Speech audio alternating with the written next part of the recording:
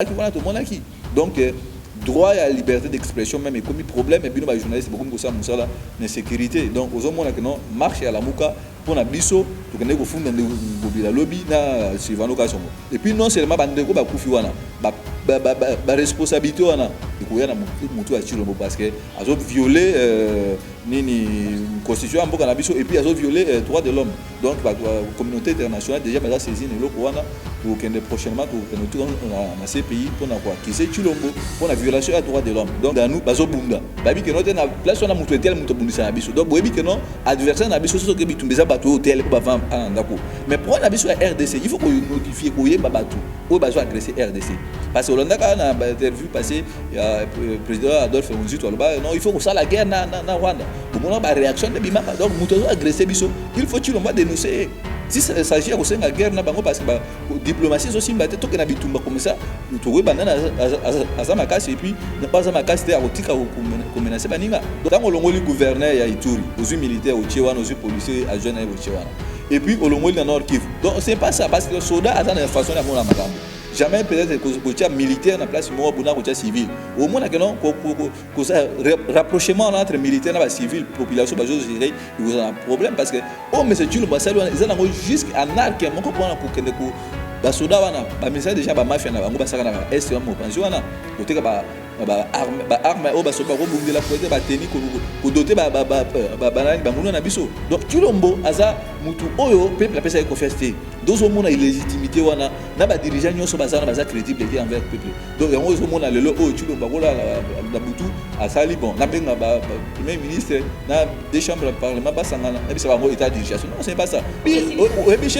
chef ko assumer Chilombo baza notable. Donc Koloba que akufa eza pe bizanga na ko souhaiter loi ya monsieur Chilombo te na ko souhaiter loi ya monsieur Chilombo à la prison pour na ba bêtise nyonso be escroquerie sali my god rêve puis iba pouvoir à peuple tout ça misaye pour demander ba kama mboka. Donc il comme ça to rappeler na monsieur Chilombo parce que maloba wana yimo to bagi soki sengi pour na kufa pour na est na kufa mais président Idriss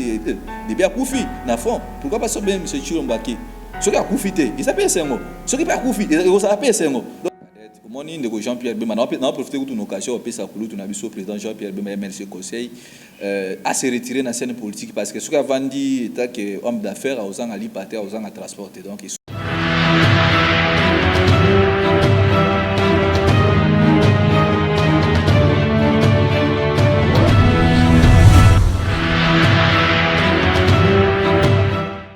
Mbote Balandia, Océan du Congo, chaîne OIM, ça n'a quoi informé bino dans temps réel, Penangonga Oyo et Sengeli, et Zali Bongo Abino, Kadette Moussamba Sougasho, la patriote, et Sengeli Minko Kotabino Mokolo Malelo, en direct, il y a Océan du Congo, Tobeta Masolo Matali, politique, il y a Congo RDC, et l'ongono Monamboka Bruno Mimbenga Oya Nouvelle et Lambongo, Bozala toujours branché, en direct, il y a chaîne Biso Boko Sangate, Kodekofwe Nini Oyo Tomemeli Bino Mokolo Malelo. Mon amboka bwindo mbote na yo. Oui, maman cadette, ça t'est bien sauf que mes collègues, tu vas nous montrer, on a bien été évité super, tu vois qui empêchement, parce que bino déjà na idée pêche peut-être être évité, mais biso, ça t'est vraiment bien, ma caméra c'est que bien malgré Chilombo, monaki, le lengeni na zoka mamboka. Tant que bisa bino que no Chilombo matériel, mais ça non Chilelo oyo, bah tu me suis bien, biso aîné, bah me suis bien, biso jaloux, oh biso to ba makambo za réel. Le au moment de mogetelemi pourquoi parce que Chilombo ilamba wala ti RDC za mesure na été il y a des osenga bato nzebi bato mayele pona oya ko lata ilamba muto lati ilamba abimi présentable donc RDC Meli Félix il y a ngozo mona ba na gauche ak na droite azo besikani na hôtel maté tout le bilan nous marche à la Mukao qui établi le 24 avril depuis le mois passé. Ndenge ni marche en weli kaki to yoka ki ba nungu bato ba ozaki bagaz bato bazokaki donc comme weli kaki na terrible na ebeke ngana to monani avant marche mais na marche wana betana lisolo ya marche le kaki ndenge ni. Oui maman cadette moni biso toza bato oyo peuple congolais pesi biso confiance ya pesi biso ndingisa ya ko défendre bango parce que toki koloba jamais que non République démocratique du Congo ça est ça banundu ça kananga ça kasai izala raté donc bandeko bazokufa na est wana baza ba rwandais te baza ba étranger te baza ba congolais lokola biso yango monaki par compassion tobi non eloko o bosoki tuvandi kima batandi se bande konabiso es bazokufa ndeko tilo mazoli ba biftek na ye na ba Jean Pierre Bemba bavandi kima bose makamwana biso so be tovandi kima elakisaka non tout ça complice ya ba massacre zo sema est mais to kotsaki mokanda na biso na hôtel de ville pour na kolakisa ete tokotambola pacifiquement pour na kopartir ensemble na bande konabiso est mais fort dommage que non pour na biso d'abord ezaki grande réussite parce que mot d'ordre ezaki réussi na république de république mobimba ba militant na biso ba congolais en général ba bimaki ba tambolaki et puis ezaki une grande joie pour na biso malgré ndeko Tshilombo atindela biso plus des bataillons ba policiers na 500 ba na mura ba garde républicaine pour na quoi empêcher marche ezaki pacifique ya mwana biso tozolo bakeno omoni lelo oyo bobilo to boyaki ngona époque ndeko Joseph Kabila ezaka ba biloko moko ezo se répéter parce que marche wana oyo bango ba nani monsieur Tshilombo aboyaki yango. Les Congolais, on suppose que silence n'a été un policier n'a été un militaire pour nous réprimander marche pacifique. Ils ont là qui s'acquénent quelque part à sa complice, à ça n'a besoin de quoi est-ce va continuer toujours à demeurer dans insécurité, va continuer toujours à perdre ma vie na bango, na ba biloko na bango instabilité wana et demeurer toujours. Yango wana au mona ki biso lingomba décidé biso nouvelle là tout kenda ki koti quand même plainte lobby na tribunal na justice pour na relaxer que makambo les gana ki wana eza mabe même vu na niveau international lobby to kana ko funda ndeko Chatilingo bila oza gouverneur Kinshasa na mokonzi ya la police nani mwana mboka Silvano Kasongo parce que na marche wana bande ko na biso bakufaki na marche ya le 24 wana militaire na biso pe moko par gaz et étouffement na balle azwaki akufaki enterré ezalaki je crois lundi to kana ko kunda mama na biso wana ndo moni plate na biso ezaki constitué pour na kolakisa na mokiliete état des droits au Tshilombo zolo bana Congo état des droits saté pourquoi marche pacifique au titre de policier bataillon mobimba la police que marche en ezala qui autorisé ezala qui pacifique mais besoin qui mot d'ordre il y a autorisation ezala qui autorisé tout ça qui mikanda et pas ya Gentili mobila c'est que des ordres pour liste ozala qui wana ko couvrir événement au mona ki biso a militant na biso nouvelle élan tout ça batu oyo tout ça modèle tout ça batu la nouvelle élan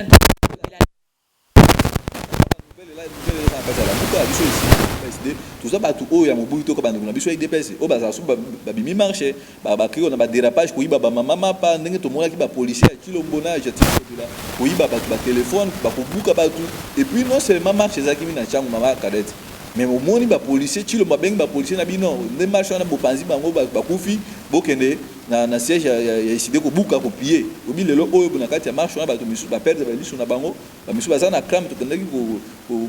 assister ba ndeko wana donc marche na biso ezalaki autorisé et pas to ko saki lettre et pas mwana mboka Chatilingo bila ba notifier ki lettre wana ba kizaki ya réception na kizé de réception pour na ko lakisa ete marche ko sala tout ça na étant d'information article 26 ya mobeko likonzi ya mboka na biso et puis si mutu nyonso ndingisa ya ko informer pour la marche mais pourquoi va empêcher marche wana si réellement monsieur Tshilombo gagna qui élection ou bien alors c'est satire gaza congolais ba congolais nyonso alinga ka autoriser marche et puis ko bisa ba policier na yeke bo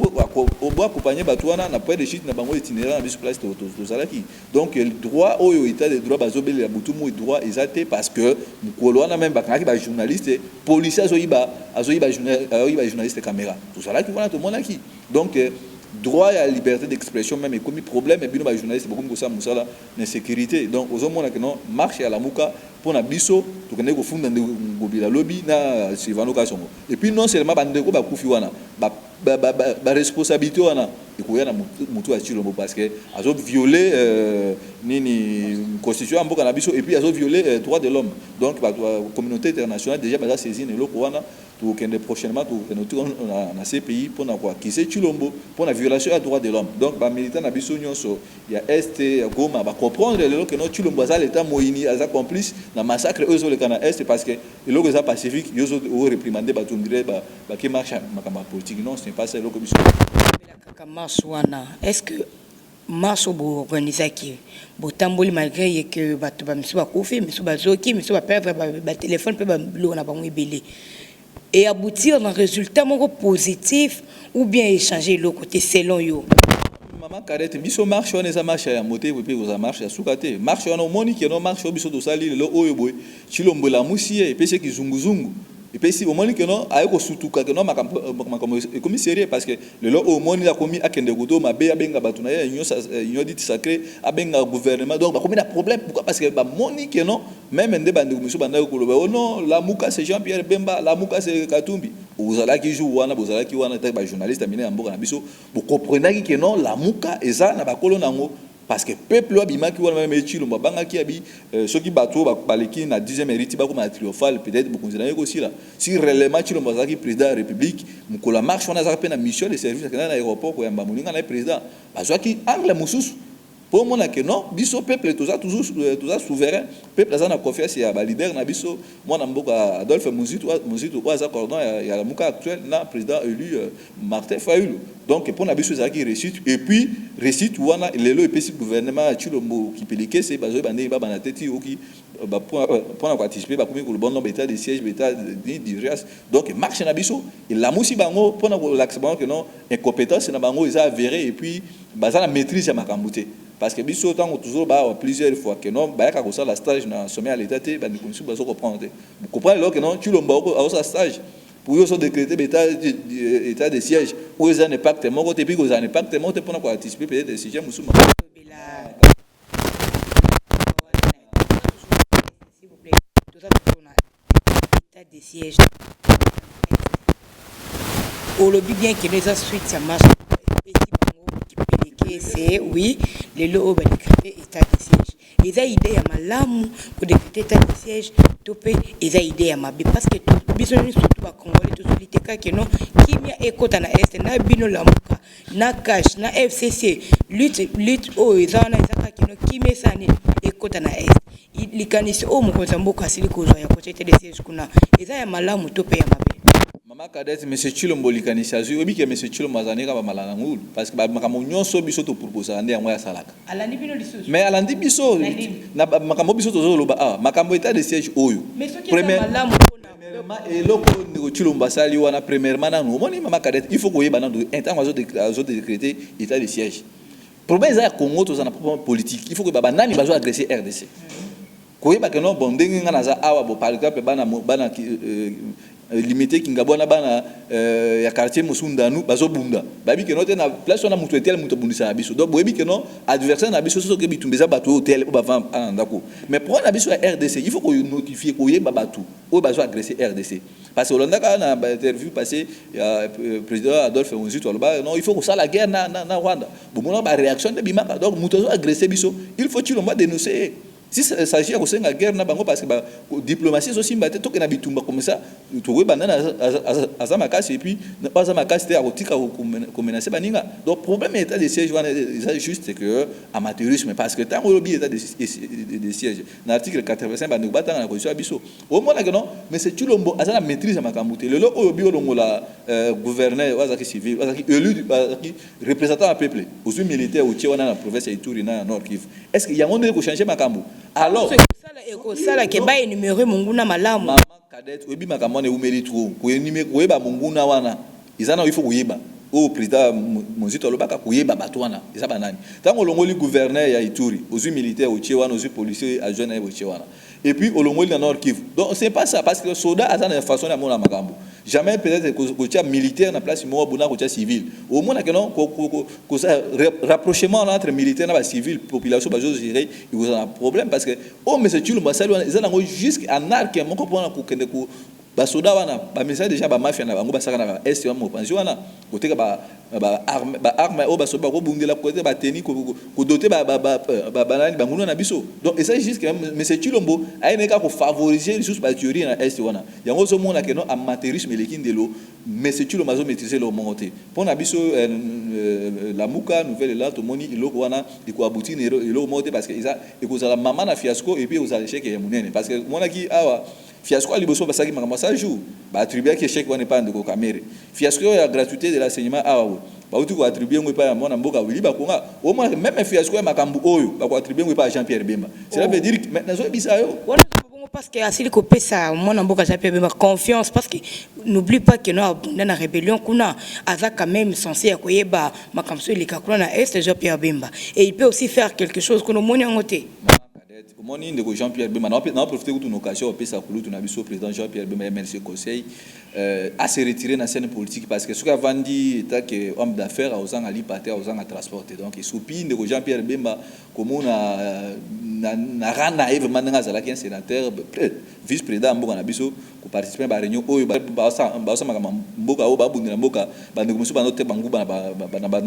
donc, quand on a ça à se retirer dans la politique, article MLC même de F Bazaï, Fidel Baba dirigeant. Quand on a avant dans Est, a eu une rébellion. Non, c'est pas ça, maman. Maman, le problème est où ils ont awa, la République a oyo. Ils ont lié à problème où il y a 2018. Problème de légitimité. Tu l'as illégitime. De nous saison en 2018. Mais maman, parce que Mboka depuis Congo, au troisième fois, tout ça, tous on a nos dirigeants légitimité. Donc, quand on parle de légitimité, ils ont dit peuple a poni mutu pour akambaye. Peuple a pensé qu'on fait que non maman cadette, les autres ponio, le quoi mon lobby nabiso, qui est une assemblée nationale pour défendre les biso. Au moins que nous on a confiance, on a aux redevable à tout moment avec peuple là. Makamunyo so bandu sa makambo en parler, mais ce qui est ma bien peuple ça ni quand tu rentres dans la population là. Donc tu lombo aza mutu oyo peuple a pensé confiance té. Deux au monde a illégitimité wana, na ba dirigeant nyo so bazana baza crédibilité envers peuple. Donc yango au monde le o tu lomba voilà la butu à sali bon, na benga ba premier ministre na des chambres parlement ba sangana, na bisa bango état d'urgence. Non, c'est pas ça. Donc tant que makambo oyo légitimité à peuple et ko zonga té au moins ma sur le moment ils ont aussi là et ko za faut faire parce que Jean-Pierre Bemba so pesa au moins bu tchachi ki tchachu à se retrouver makala na de caméra. Donc makambo oyo to zo ba Jean-Pierre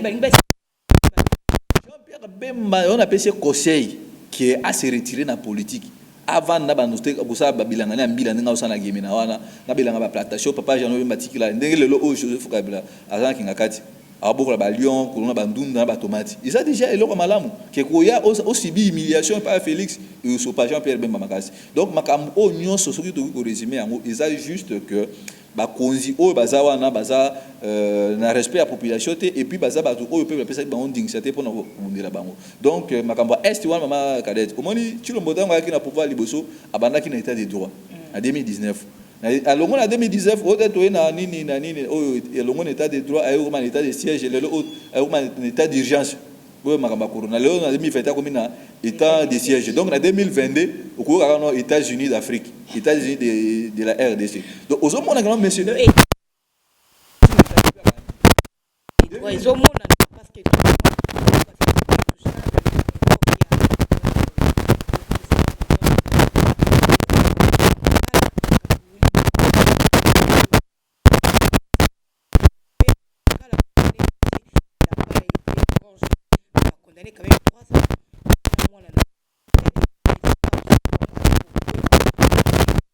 Maman cadette, biso tout ça ba enete bon moi na Willy Bakonga Joël Bakonga wana a se retrouver en prison pour quelle raison est-ce qu'il y a qui ministre ya enseignement donc au moins makambo o nyonso maman cadette maman cadette au moins makambo oyo na biso a que no fiasco ali boso mais c'est Chilombo asalaka pona ko yiba mbongo yena ba master na ba caméra na ba misusu wana 100 jours fiasco no bina mutu basimisa etouche et ça là qui caméra se retrouver en prison fiasco ya gratuité de l'enseignement au baluki ba bambana etouche basimbisi Willy Bakonga touche parce que il faut que ba que non Willy Bakonga ça qui ministre ya IPST ça a dirigé qui moi mon côté bazala qui na Didier Boudimbu mais comment est-il possible la gestion ya mbongo wana faut nini FMI pesa banque mondiale pesa biso 100 millions pour la gratuité de l'enseignement pourquoi seulement vous sali sélection ko kanga Willy Bakonga mais il y en a qui non mais tant vous il faut audit wana Willy Bakonga bana ko ba décision c'est mon côté ça qui na jo bana ko travailler ensemble en collaboration donc il y a état de droit au bien boule parce que ça côté va négocier des pestes au moins qu'il y a état de droit dans la banque il j'ai fait dans la banque mais ce ça pas de commission ba bien s'appelle idée Boudimbu ndeko o azotonga ba immeuble na Kingabwa o nani étudiant o ya yelka waza to buna bango ti pour na mangamba ba mémoire ba TFC ba immeuble azotonga na Kingabwa mbongo na zuma il faut j'ai fait que na auditer et que na auditer moi na mboka nani Jamal Kabundu ba mbongo na nyoso da deza o ba immeuble na ba villa na ba makama o sala zumbongo na donc état de droit est sélectif donc côté boy soko ça na IPS na nyoso dit sacré na bango état de droit kolanda et puis j'ai fait kolanda te utika yo soko ça mo pensi ya bande ko na biso ba mambo ba Joseph Kabila non c'est pas ça donc makamo na biso o mama cadette au moins ils makamo politique ils ont makamo social économique donc so tali même un article de ça 217 ya question ya biso au moins on bato ba élaborer basala nini constitution basala on ba erreur trop et on zo mona on les engagé la mukate nouvelle date et c'est il faut revoir constitution mboka na biso ko bongisa parce que l'article 217 on le binini RDC za prêt pour na même céder ma belé na ba état mais sous pour na koluka kimel lelo yango ba accord international ba signer on a comme ko rattraper biso lelo donc c'est un problème où il faut revoir makambo à l'interne d'où on a biso au moins au gouvernement après 6 mois après au moins que non makambo belé il faut revoir parce qu'il faut tout changer constitution na biso parce que ba délit moi makambo ma be na constitution na biso et puis ça va avantage na ba mboka misu mi pa lelo au moins que non est na biso ils ont ça comme si ils ont ligne kende pourquoi constitution na biso moko et puis ça qui makambo o nyonso tantôt bon mais c'est tu magana élection té yemo kwa ebiamo et puisque au gagner bitumba est ndeli na imagine mais c'est tu ma osa pour au gagner bitumba est donc problème eza o mama kare na biso kanga émission o ile l'étoile 5 makambo wana état de siège eza donc dernier virage au moins na kilo bandeko ba ko na libwa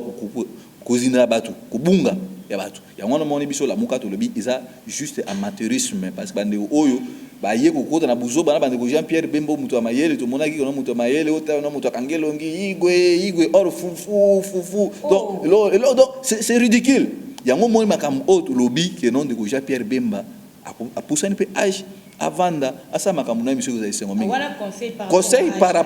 non même par rapport à âge même vie politique il faut se retirer na sengi vraiment beaucoup de politesse parce que eloko de Jean Pierre Mabi ba pese confesse ba percussion ko yasima autre beaucoup ba créer avec ba munition avec ba armement na nini na Ituri donc ça ba biloko mo ba nego biso IDPS ba so préparer déjà pendant que lui toujours ko sali image Jean Pierre Bemba obi que non président mais ça ba problème judiciaire donc ça valable était dans l'élection donc au moins ba biloko tout ba luka ndenge nini ya luka aussi bise ba touche pendant que luka ko écarter ce que ça j'étais au moins ba ko eloko na ko kangai donc pour makamba est mama cadette musomba au moins ba biloko wana ko réussir mukolo o biso ba congolais to comprendre que non nana ça na vision ya ko sécuriser peuple obi que non monsieur Chilombo depuis à ce pouvoir na lelo même na village natal na kabea kamonga atika okomati donc Félix atamoli juste RDC mobimba na 2 345 000 km² tout ça nango atamoli na 3 provinces na Congo central na Lubumbashi et puis na province ya Nord Kivu pas que na pe na bataille ba soda ba survivre en direct na nini na Pakistan donc au moins que non asa le seul président oyo aso kima peuple na à tout moment monsieur Félix azana ba avion azana ba boîte de nuit azana ba bateau donc vina ezo le kala ba BP ba voyage au lieu ailleurs voyage voyage moko so lukaka mécanisme nini oya kucha kimia na este yango zoke ko voyage ko lukalisunge pa ba voyage nini oyo monsieur Chilombo atamboli depuis le loi constitution ça 78 voyage oyo zotanga même tout ça chaque fois dans une émission na émission le loi aussi ça 78e voyage na ba promesse comme na ça 847 promesses ou ya état de siège donc au moins ba biloko na nyonso ezaki no président ya IDPS monsieur Chilombo azo qui ma peuple na o ba o ya lo ba ngamba ponai so za mokonzi il faut que ça toujours à proximité ya peuple na yo koyoka ba problème na bango et puis toujours rappeler na akene ko vana na ngoma parce que maloba wana e bimini na munoko na ngai ni na munoko ya bino ni na munoko mutu yemo ba que non s'il s'agit de mettre ma vie en péril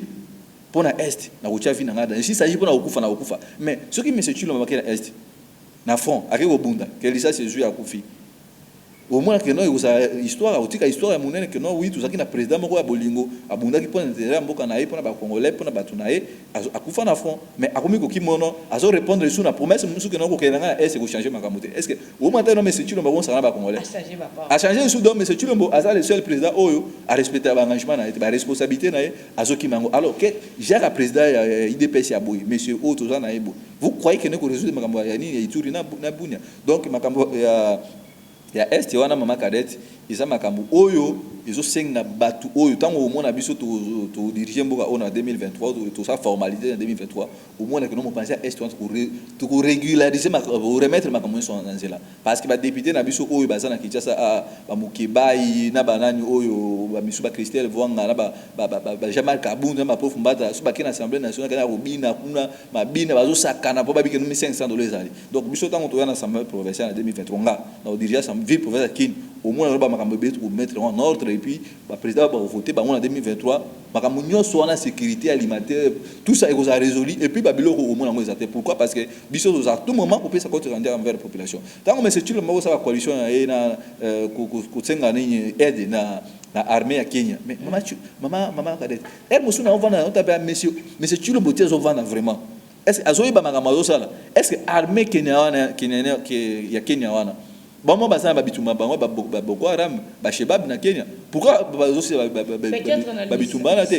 non biso problème eza boye non maman cadette au porter changement te ba soda na biso webi mais c'est tu le bazaki chancer ya retrouver mboka ona une armée forte en Afrique. À l'époque, Joseph Kabila qui armé on a 10e place, mais le haut tilo va ramener biso to na 30e place en Afrique, classement africain. Quand on a des ensalés. Mais on a biso quand a déjà au moins que non, a el biso makambo belé ma bena déjà au. Vu le commissalité, comme sécurité, kuluna moyibi, droit gouvernement. Mais ils ont pas d'attribution na yé. Au moins que non qui moyibi kanaka mosolalité koti donc makambo ma bena déjà au. Au moins que non armé na biso, ils a juste que non doter ba soda na munitions à bien, ration à bango, salaire à bien. Au tient pas soda en bonnes conditions. Pas projet biso en 2023 tant que ko ça ba policier na biso ndingisa ba biloko musala à malam au moins que non moto ça musala avec beaucoup de professionnalisme et puis avec beaucoup d'éthique avec respect que non makam on a ça c'est la patrie parce que ba soda on a yo bengisi soda à Kenya au fout $2,000 mais soda na o ya mboka na congolais au fout $80 prime à $20 on de Israël moto balo ba ke comme il y a problème au moins non mais c'est tout le meilleur il faut avoir bien arriver ba biloko na yoso et ça que non soit ina ma de na butu kanda wana la muki a otika ba charge on tire ba congolais non donc ba congolais ba ngomoko ba za capable de remettre fin ya nini wana siko o mitu na po moi que non mais c'est tout aza na amateurisme ma ka dete na otu no mutu na otu na ba congolais mutu na batu o ba sabitumba ADF na lu batu o basi bitumba ya M23 ba bitumba nyonso ezalaka seru wana bakenda basoda ba uta kana Rwanda ba uta kana Kenya non ils pas congolais mais alors pourquoi pas recourir kana ba congolais wana ozomo na place amateurisme ya monsieur Tshilombo ezali donc le même soldat wana ba éradiquer ba colonel nani oyo Mamadou Ndalo toza ba guerrier na mboka na biso molimo ne pe ma kimia toza ba guerrier na mboka na biso il suffit c'est ma ko tia ba to en bonne condition et donc eso zanga monsieur Tshilombo ya ba stratégie il n'a pas de bonne stratégie azana ba bon conseiller ba conseiller na wana to yibite so lokota pe bango wapi so pe na place ni na kwa récemment abo mutu mo bisenga na beta na ni conseiller na mo bambata na oya kuna donc problème ezaya ko tia batu à bonne condition ko lati sa basona na biso ko pesa bango formation malamu mobutu ngazala ki ba menace entre ezala ki mezaki ndenge ezala lo ote pourquoi parce que militaire ça esprit non na o défendre beaucoup na mais basona na biso asala nzala on a mona ki CG mo ya IDPS a ko pesa ba généraux des cartons sardines expirés pour mabatu on be pour o chaba envie donc ozomona que no ba biloko na nyonso monsieur Tshilombo amateurisme koti na kati ya mutu ya mboka donc bazana maîtrise ya magamote nde yango biso bi pour na biso état de siège wana ekozala mama na fiasco soki Jean-Pierre Bemba sala attention te peut-être mukona ozali ba kuna hôtel na plusieurs makala pour na tirer couper cette ambote depuis caméra kenda ko total a été kaka Jean-Pierre Bemba ndio ki oui président Jean-Pierre Bemba na hôtel pour na OPC conseil moi ba kamba caméra oyo na bisa ya kulutu caméra ngabi moi makamo zo mona oyo lobe ko kutile o cher abisa na petit babylon oui pour boutique lobi ngabi OK tout ça a to pesa mais président Jean-Pierre Bemba vraiment et puis makamba caméra kutanga makamba trop ya parti ba autorité à tout moment pas misala pour na ba congolais yo moko yebi mais na bisi président Jean-Pierre Bemba asa très attention sinon na renouveler na plusieurs makala prendre autorité mai au pire pour yo za loko na bisi bino o mama cadette au moins que no yo réussir na ngote et puis go za fiasco parce que tant au moins que monsieur Tshilombo bazoko te tuko zo ba congolais au longoli gouverneur obi ka ministre ba futa quoi de 4 gouverneurs tozui ba gouverneur bazaki liboso ba civil wana ba bi ba bana ko bénéficier na ba partage na ba autre ba gouverneur donc débarquer na ba de wana ba au moins ba komisko to futa 8 personnes oh que nos places wana singa ki loko moko simple que nos sozaki no légitime ozaki na projet na déjà obi que no to ko ya anglais na aussi ba peut-être dans le domaine de sécurité au moins ba biloko nyo singa za na ngote ma cadette na biso kama ba ADF na ulina ba nini M23 au moins na ba congolais ba ngomoko ba congolais ba sa ba guerrier so que par exemple ko na bumba na Équateur par exemple ba guerrier so que na casser ba lu ba za brutal trop ba guerrier au moins no na kati armée na biso tout ça ba guerrier que no lelo oyo boso ba simbi vraiment pour tie ba to na bonne condition $2,000 na si on va pesa ba soda na biso au moins dans une semaine bitumane aussi pour soda ko bunda avec détermination parce que bon ezali et puis ba gratification ba prime na bango zo que metala au fout soda $80 au $20 prime boyibi Jesus bo pese 10 000 au moins de kindoki tandis que na président ce qu'on a ba osaka ba dollar ba na 7 000 dollars pour na osoma kali bende ya ba anniversaire moi c'est premier maman TV zali ngonga bwino membenga TV zali ngonga basango ya boye bonga katampi na izala mingi tobeta pena na masolo ya ram ba étudiant ram ba mama ba ina wenze ram ba élève ram mutu nyoso to azolela kaka na sujet ya ram pour quel finish ramwana toki nango ti wapi pour quel objectif ramwana osa pour topé osa contre pesa dans la val maman cadette eux la république biso to goza jamais contre ba makambo monsieur tu tango to ngaba immeuble na o ka biso te to lobela na tu matonga immeuble tango ko pesa ba bouquet de fleurs pas mal de dizaines kero to lo ba on pesa makambo république vie privée monsieur tu me concerne biso te mais eux concerne ba congolais on zo mona biso to lo ba ya on mona bande ko biso IDPS ko ba aveuglé enfermé na prison sur la conception na bango ba mona makambo tout normal comment est-il possible obi monsieur tu ba so mutu kama ya sika ba ko miram donc ya pembe boy au moins bakomira donc eloko moko eza biso to moningo mabe eza escroquerie ya mauvais goût au chilombo et pona batu non bazo souffrir na pauvreté et na misère yo le suko yiba peuple wana au moins est-ce que ça vraiment normal est-ce que président vraiment ko gérer batu le lenge monsieur chilombo ça là non il faut que ba non rame wana que non bo futa ba impôt c'est et dépendre de ma téléphone maintenant to somba déjà ba téléphone oyo on suppose que la TVA est la carte ba taxe on est déjà la carte to somba la téléphone ba biloko il faut ba to ba bango taxe déjà na kati mais yo vite ba crédit ba no sala ba ni connexion est-ce que mboka biso connexion za ofele même non même na France même na Belgique na États-Unis na Londres place ba conseiller Félix banda osala ba osko ba sani na Belgique na ba Montpellier connexion na mboka za ofele te mama nani cadette donc ba mboka wana ba un système na wa sala ba loba ni ba étudiant ba élève donc mutu nyonso oyo azana musala te l'état futa ba tona ma musala mambo na bangwana ezo contribuer ba futa ba impôt ba misala okana ba poto na ba étudier après cours accueil à sali coup de main na e mo ba mbongo na jusani ba futa ba impôt est-ce que na contexte na biso ko na RDCA tout ça ba coup de main wana te ba misala moko superficiel que non muto bobeta ma coup de main na e a sali pona ni donc misala ezate mutu nyonso eza mo be ko likonja biso pesbiso ndisa mutu nyonso eza na droit ya futa impôt parce que ben impôt wana ndisa nini to to ngabanzela to to ngabanda ku to bongisa mboka moni ba impôt wana mais ko biso na Congo awa tozana misala te yozo ya bana copier biso o manze waza na futa impôt ngana sala kate imaginez-vous makadeti na sala kate impôt ngana futa mbo wana na zungu wapi donc la seule façon o monsieur Chilombo aye pour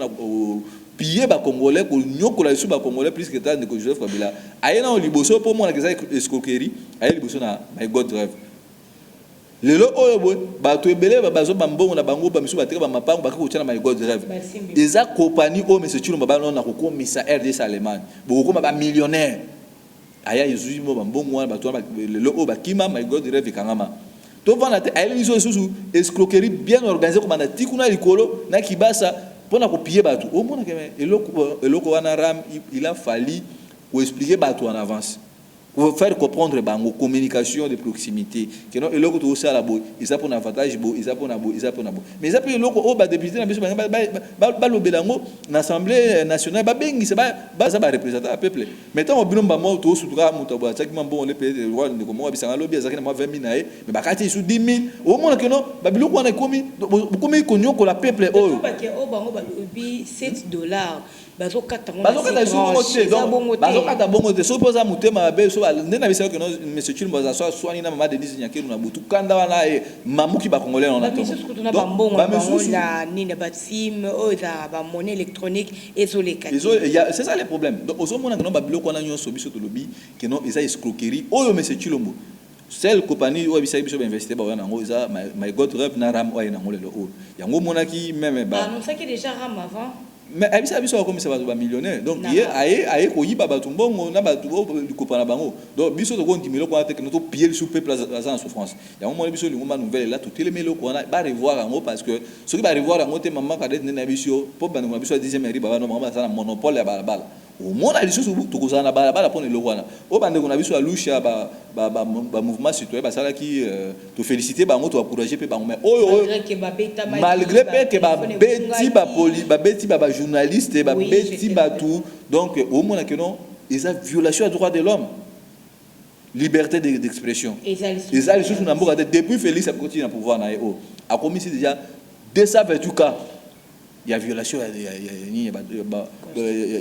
y a droit de l'homme. Donc, 228 cas. Donc, les journalistes, les bazar, kosala musana bango na bosomi te indépendance wana kosala musala za sote yango zo mona bilo oyo butango ngana o diriger assemblée provinciale na 2023 tango biso ba konzo ba diriger na république mobimba ba bilo oyo il faut bomba ba bilo kwa parce que ils ont payé sa image moko ya mabe ya république parce que eloko oyo za simple ba bozo revendiquer obi même que no le président ya Algérie longwa ezaka po ba bilo mike ba mapa ba bilo ba bombo président ya Soudan longwa pona lipa mais biso na Congo bato ça marche bozo tindia bango la poulouse na banamura bandoko misu bato boki balisu na marche na tala ki ba video misu ko tala ngo supporter te yango na biso ko chilombo après makambo auto sami sa chilombo na balabala na boulevard mkonzo soit jugement ciel ouvert to bengi chilombo na bato wana nyoso ba kibasa na bandoko misu ba gentili ngobila na bakanya ba bandoko misu ko sami sa ngo pona violation des droits de l'homme parce que manifestation wana ezalaki déjà averti et puis ba congolais baza na droit ya marcher mais la moisoi na lobibo ko futa taxe ya ram au moins que songa pe kaka Congo na développement na ko tonga mboka na biso eza pe mabete quelque part nde ba rappela ko bongisa mboka to bongisa mboka ka na munoko te mama Kadete na biso ko tonga mboka eza na ba principe nango tango to lobi ko tonga mboka est-ce que Tshilombo depuis a émissaire ni na pesi ba jeune ba étudier wana baza instrumentaliser na iniki ki ba cheba ngo wifi ngaza ki lobi na iniki na luki wifi na bougie na moni on na begi même ndeko maza na présidence kuna bisinga non ndeko tika zonga londa pona préparer makambo na ndeko nani kabuya zozaki na lobi kuna ki kuluka mutu pona makambo na TFC donc na biso yo keno makambo o eza escroquerie parce que tango yo zolo bakie ram wana tokotonga na mboka yo pesi ba tumisa pona parce que mutu soka za musala nda ofuda impo mutu za na musala te imaginez-vous beau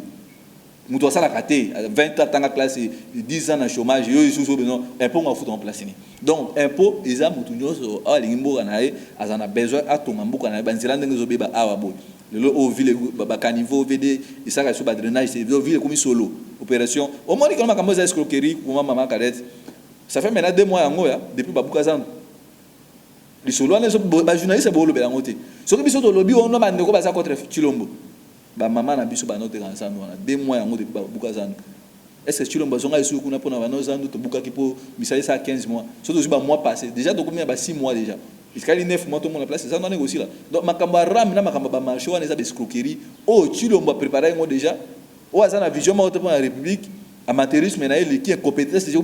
ko lakisa maboy ya ngolo so mona ba komi kuluka ko ba pression ou bangisa ba journaliste ko bangisa biso ba lobeli ya peuple que non solo ba kanga ba tindo makala pour la intimidation non biso ko le matin ko défendre le peuple là jusqu'à fini parce que pour mona que anarque moko escroquerie mo organiser tara makamazano marché du solo na beza ma depuis musa za ba ingénieur c'est za ba longola ngo ba libana ba funga ba boutique na bango au moins usuko ayusuka onyoko isuka ba ndeko na yo apo na ba to idps ba tekali na zandu na ba nyoko miso biloko ba miso bunga lelo vous croyez que non est-ce que na ram ndeto tonga mboka non ko tonga mboka il faut misala ezala bato bazwa misala ba étudier ba sa ba coup de main na ba ondeza na Belgique ndeza ba pays obi que président o ya nini ya Tanzanie mama oyo auto remplacer président Magufuli tant moi ya moi qui ont taxe là likolo ba réduire ba biloko wana non jamais internet il faut ba réseau wana tout sociaux wana na Tanzanie ba pesi ba mot d'ordre mais pour moi na mama Kadete na makambo ram o calcul moi mais ça peut shopping à muke donc na un mois kaka ba réseau téléphonique na mboka biso ba déjà 4,665 milliards 660 millions de dollars et l'équipe maintenant bidjan mais dans moi mon coton ba so ça va collecte wana nyoso et l'équipe maintenant bidjan mboka biso imaginez-vous ce que tu le mazu maman na cop oh my god the rêve na ba Serge Kasanda FMI irataki so ayo so maman na cop yango o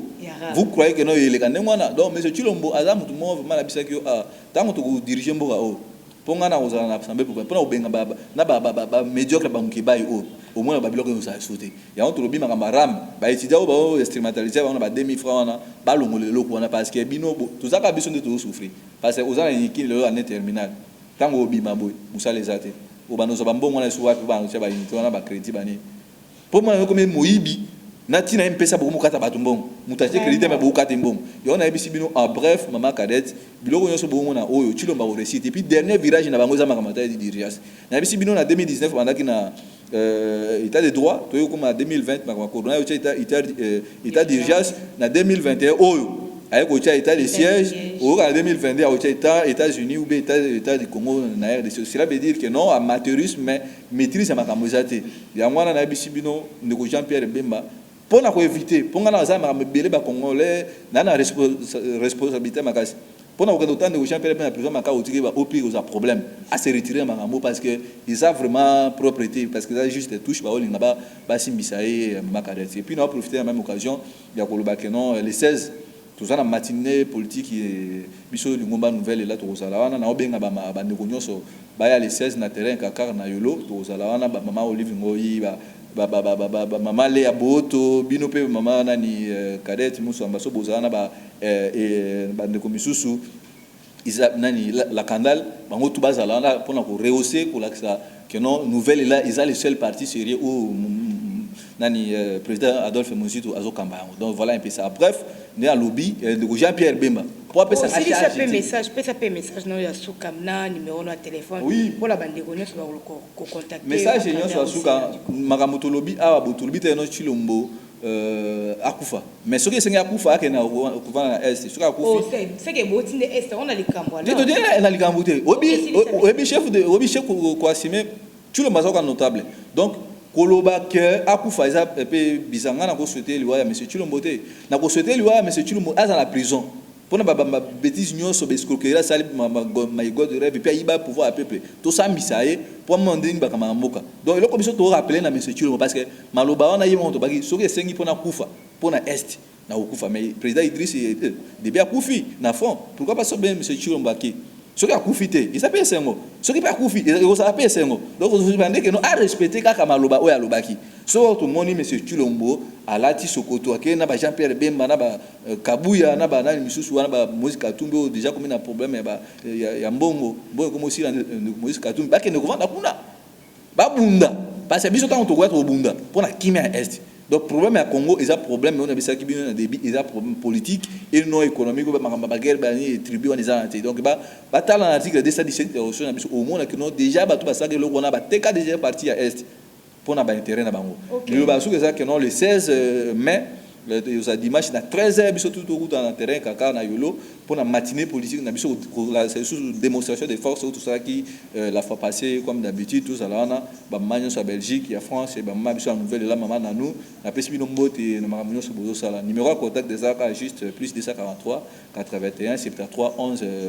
702, plus 243 81 73 11 702 au bandegonyos au baza choqué bolimbi sabosa ba remarque au pe bino boza choqué par rapport à propos boteni biso rigueur te pour défendre la République. Ok, merci beaucoup Balandia. Océan du Congo, c'est le bongo wabino. Souga sous la patriote, Cadette Moussamba. Mon lebel toujours ya pana Congo, bien sûr. Tant l'actualité, Zalaka, bon, on a toujours la patriote, côté les mabé copé, c'est bino yango. Na sengi na bino bo s'abonner massivement à Océan du Congo, bo like, pe bo partager. Ceux qui si gestion et zali bo zangate, koko mela biso na ba écran na bino, toko zangate ko tanga yango. Là, je dédie l'émission à mon partenaire privé, le docteur bienvenue Mbala, on a Bruxelles, sans oublier César Loupemba, on appelle sous na Paris, na Bossani Peyote, sous mon pur vieux, elle chante au moi, Kaspreza Ourbile Kokonyong, mon pur vieux, respect na yo, mon pur vieux, elle chante au moi, Kaspreza Ourbile Kokonyong. Naninga ko bengo bongo ya etala karayo tolina yo ndesala rabaleki bazala toujours en bonne santé so ina bandi ko énumérer moko pe mususu boza tellement ébélé na sengi na bino bozala toujours branché liker partager et abonnez-vous na Océan du Congo ngana bino tokutani mbala sima bye.